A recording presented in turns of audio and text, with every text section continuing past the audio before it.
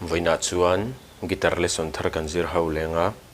voina kan zir ho le tur chu Lalngengpuii Tochhawng in Ngaiin rawn zawng zel che ti hla sakha guitar Perhdan kan zir hawang chuan he hla hi C kan langa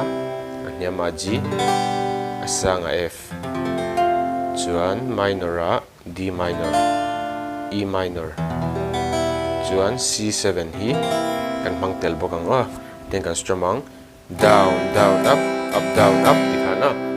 down down up up down up na na na na na na na na na na